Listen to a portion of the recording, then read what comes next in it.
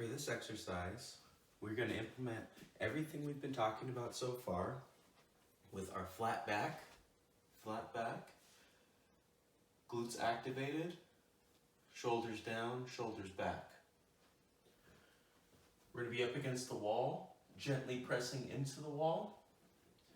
We're going to bring with our back flat, we're going to slowly bring our hips back and squeeze up. From the side, when I'm not against the wall, imagine I'm pressing against the wall right now.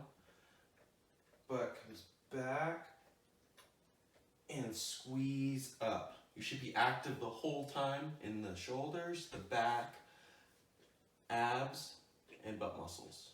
Once again, squeeze back and squeeze